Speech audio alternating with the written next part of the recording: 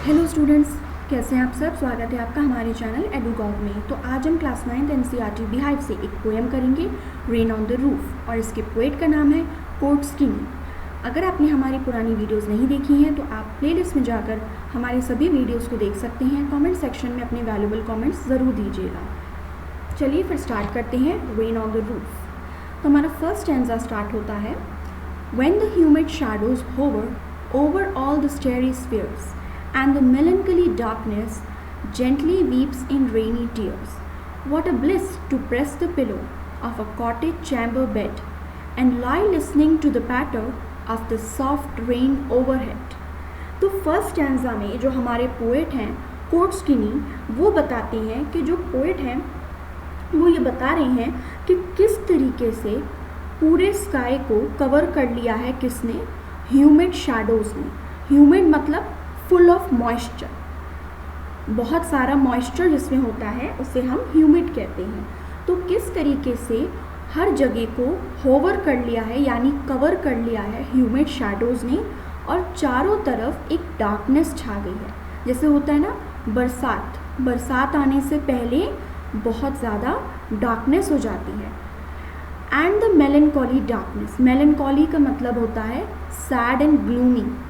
तो चारों तरफ ग्लूमीनेस हो गई है, डार्कनेस हो गई है, और धीरे धीरे जो है रेनी टीयर्स होने लगे हैं। तो यहाँ पर जो रेन ड्रॉप्स गिरते हैं, बारिश की बूंदें गिरती हैं, पोएट ने उन बारिश की बूंदों को अपने आंसू से कंपेयर किया है।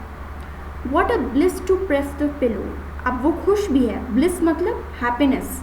वो खुश है कि कितना अच्छा लगता है आराम से अपने कॉटेज में अपने बेड पर पिलो पर लेटना और बारिश की इन पिटर पैटर रेन ड्रॉप्स को सुनना। यानी जो बारिश की बूंदें हैं, जैसे अगर बहुत शांति होती है तो हमें वो जो बारिश की बूंदें होती हैं उसकी बहुत अच्छी आवाज़ आती है। जब वो ग्लास पेन पर गिरती हैं, रूफ पर गिरती हैं, तो वो अलग से एक म्यूज़िकल नोट्स बनाती हैं। तो यहाँ पर पोएट शुरू के 4 लाइन्स में रेन ड्रॉप्स को टीयर्स के साथ कंपेयर कर रहा है, क्योंकि चारों तरफ एकदम डार्कनेस हो जाती है। और उसके बाद वो बताता है कि उसको खुशी भी होती है कि जब वो बेड पर लेटता है अपने पिलो पर और वो आराम से लेटा लेटा इन बारिश की बूंदों को गिरता हुआ सुनता है। अब इस पैराग्राफ में जो हमारा राइम सीन वो आप ध्यान से सुनिए। देखिए, राइम सीन मैं आपको the road not taken poem में एक्सप्लेन कर चुकी हूँ, फिर मैं यहाँ पर आपको एक्सप्लेन कर रही हूँ। राइम स्कीम हम कैसे निकालेंगे, देखिए हमें लास्ट के वर्ड को देखना होता है, होवर, स्फीयर्स, डार्कनेस, टीयर्स। और जो स्फीयर्स और टीयर्स हैं वो आपस में साउंड उनकी सेम है, तो उनका राइम स्कीम सेम होगा। तो यहाँ पर ए बी, यहाँ पर क्या हो जाएगा, A B C B, A B C B, क्योंकि ये जो सेकंड और फोर्थ लाइन है उनका राइम स्कीम सेम है। ऐसे ही यहाँ पर पिलो, बेड, पैटर, ओवरहेड, तो यहाँ पर हो जाएगा बेड और ओवरहेड की राइम स्कीम सेम है, तो यहाँ पर हो जाएगा DEFE। इस तरीके से हम राइम स्कीम निकालते हैं। अब हमारे जो फर्स्ट स्टैंजा से रिलेटेड कुछ वर्ड मीनिंग्स हम देख लेते हैं जल्दी से। सबसे पहला है ह्यूमिड होवर। ह्यूमिड होवर, इसके अंदर हमारा क्या है, ह्यूमिड मैंने आपको बता दिया, ह्यूमिड का मतलब होता है full of moisture, full of moisture होता है। मेलनकॉली का मतलब मैंने आपको बताया, मेलनकॉली का मतलब होता है सैडनेस। ब्लिस का मतलब मैंने आपको बताया, ब्लिस मतलब हैप्पीनेस। और कॉटेज मतलब एक छोटा सा घर, कॉटेज होता है एक बहुत ही स्मॉल हाउस। अच्छा, अब हम इसमें फर्स्ट स्टैंजा से रिलेटेड हमारे जितने भी पोएटिक डिवाइसेस यूज़ हुए हैं अब हम उसको देखते हैं। स्टैंजा फर्स्ट में हमारा यूज़ हुआ है सबसे पहला फिगर ऑफ स्पीच, एलिट्रेशन। देखिए, फिगर ऑफ स्पीच का वीडियो मैं ऑलरेडी चैनल पर अपलोड कर चुकी हूँ। अगर आपने नहीं देखा है तो प्लेलिस्ट में जाके आप उस पूरी वीडियो को एंड तक देखिए। आपको सारे इम्पॉर्टेंट फिगर ऑफ स्पीच मैंने विद एग्जाम्पल समझा रखे हैं, तो आपको काफ़ी हेल्प मिलेगी। आप अपने आप से कोई भी पोएम या कोई भी लिटरेरी टेक्स्ट पढ़ते हुए उन फिगर ऑफ स्पीच को आइडेंटिफाई कर सकते हैं। यहाँ पर मैं आपको फिगर ऑफ स्पीच जो भी इस पोएम में यूज़ हुई है उसको मैं आपको एक्सप्लेन कर रही हूँ। फर्स्ट स्टैंजा में यूज़ हुआ है हमारा एलिट्रेशन। एलिट्रेशन कहाँ यूज़ हुआ है? Humid shadows hover, humid hover. तो एलिट्रेशन एच साउंड हमारी रिपीट हो रही है। मैंने आपको बताया था कॉन्सोनेंट साउंड रिपीट होती है तो एलिट्रेशन होता है। स्टैरी स्फीयर्स, यहाँ पर भी एलिट्रेशन है। फिर है हमारा प्रेस पिलो, यहाँ पर भी एलिट्रेशन है। लाई लिसनिंग, यहाँ पर भी एलिट्रेशन पोएटिक डिवाइस का यूज़ होता है। नेक्स्ट आता है हमारा ऑनोमेटोपिया। ऑनोमेटोपिया हमारा यूज़ हो रहा है पैटर में। पैटर मतलब यहाँ पर जो बारिश की बूंदें हैं उनको आवाज़ दी गई है पैटर। और मैंने आपको बताया था नेचुरल चीज़ों को, जब हम प्राकृतिक चीज़ों को साउंड देते हैं वो ऑनोमेटोपिया में आता है। तो पैटर में यहाँ पर ऑनोमेटोपिया नाम का फिगर ऑफ स्पीच यूज़ किया गया है। नेक्स्ट है पर्सोनिफिकेशन। पर्सोनिफिकेशन यूज़ करा गया है डार्कनेस में। डार्कनेस हैज़ बीन पर्सोनिफाइड जब वो कहता है इट इज़ सैड। डार्कनेस को उसने क्या बोला है? Melancholy, sad darkness. तो जब हम किसी प्राकृतिक चीज़ों को इंसानों जैसी फीलिंग्स दे देते हैं वो पर्सोनिफिकेशन कहलाती है। तो मेलनकॉली डार्कनेस, यहाँ पर हमने पर्सोनिफिकेशन नाम का पोएटिक डिवाइस यूज़ किया है। Next we have transferred epithet.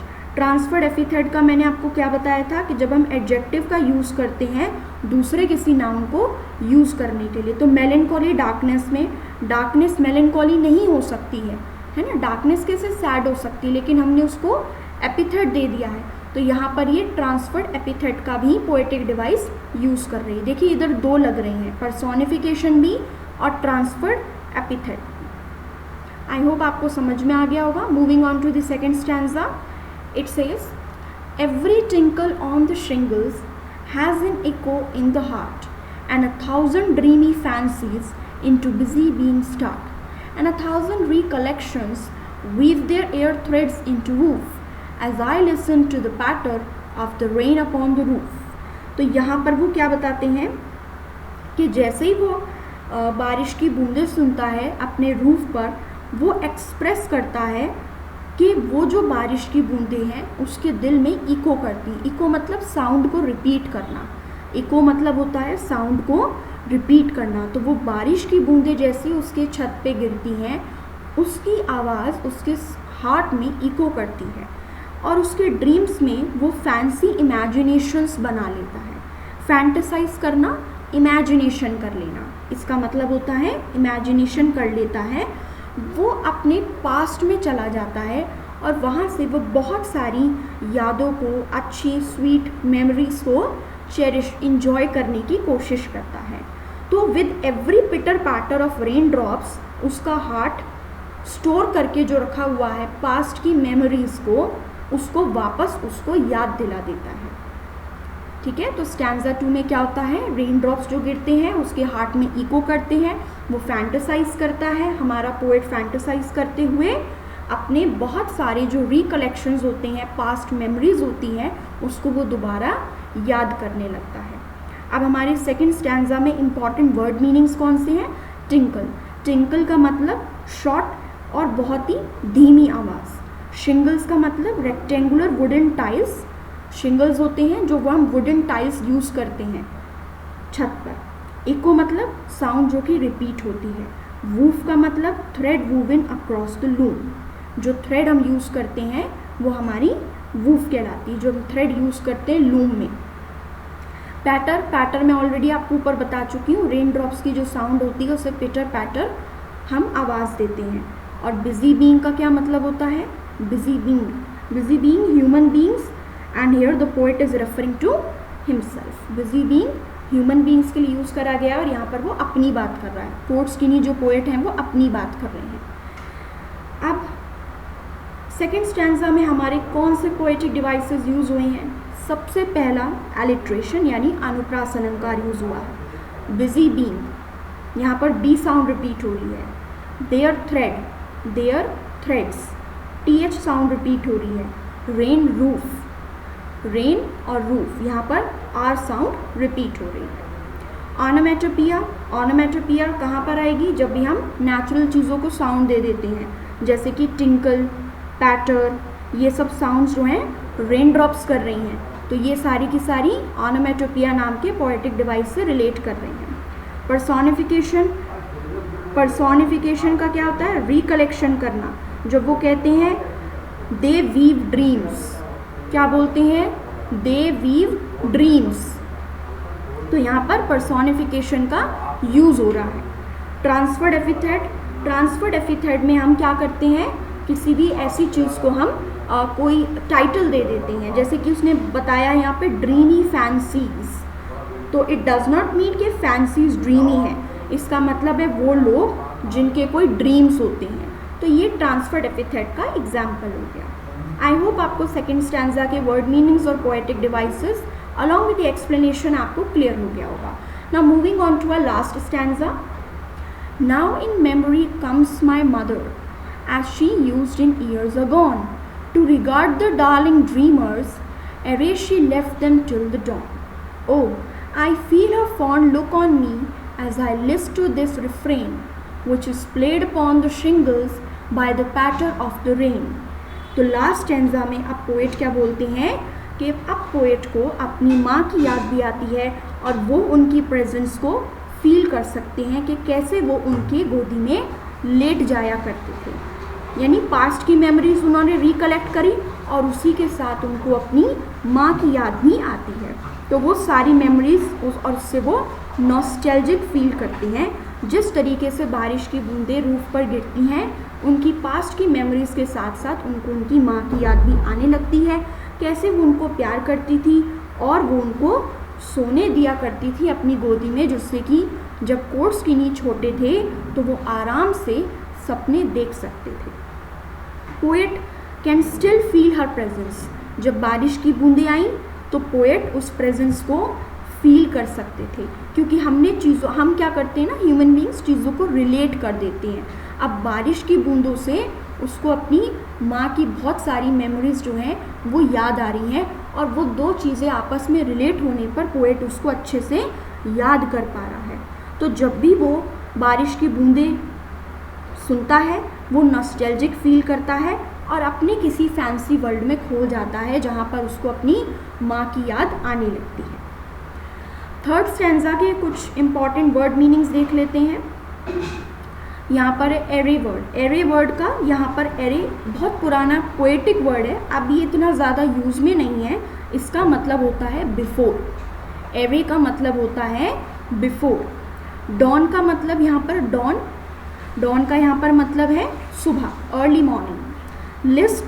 List का यहाँ पर कोई लिस्ट नहीं, जैसे आप कोई लिस्ट बना लेते हो वो वाली लिस्ट नहीं है, यहाँ पर लिस्ट का मतलब है लिसन।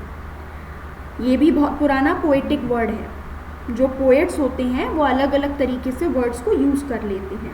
रिफ्रेन का मतलब है यहाँ पर, रिफ्रेन वर्ड जो है आ रहा है आपका रिफ्रेन, इसका मतलब है अ रिपीटेड पार्ट। हमने कोई भी चीज़ को रिपीट किया है, कोई भी सॉन्ग, कोई भी पोएम, तो यहाँ पर रिपीट क्या चीज़ हो रही है? Sound of the rain. बारिश की बूंदें जो हैं वही तो रिपीट हो रही हैं, बार बार आ रहा है ना, patter of the rain, patter of the rain. तो रिफ्रेन मतलब अगर आप किसी चीज़ को रिपीट करते हो। अब इसके पोएटिक डिवाइसेस को हम देख लेते हैं। देखिए एलिट्रेशन, एलिट्रेशन जो है वो कहाँ पर आ रहा है? मेमोरी माई मदर, इस लाइन में एलिट्रेशन है। फिर है डार्लिंग ड्रीमर्स, डार्लिंग ड्रीमर्स में भी एलिट्रेशन यूज़ किया गया है। ऑनोमेटोपिया कहाँ पर यूज़ करा गया? Again the word is here patter. तीनों पैराग्राफ में ये वाला वर्ड आया पैटर। पैटर क्या चीज़ है? साउंड ऑफ द रेन, और ऑनोमेटोपिया का एग्जाम्पल है। इसमें दो ही मिले हैं, ठीक है। इसी के साथ हमारा ये जो पोएम की एक्सप्लेनेशन थी, रेन ऑन द रूफ, इसके ऑथर थे कोर्ट स्किनी, एक्सप्लेनेशन हमारी ख़त्म होती है। मैंने आपको सारे वर्ड मीनिंग्स के साथ और फिगर ऑफ स्पीच के साथ पोएम को एक्सप्लेन किया है। आई होप आपको एक्सप्लेनेशन अच्छा लगा होगा। अगर आपको कोई भी डाउट होते हैं आप कमेंट सेक्शन में हमें बता सकते हैं।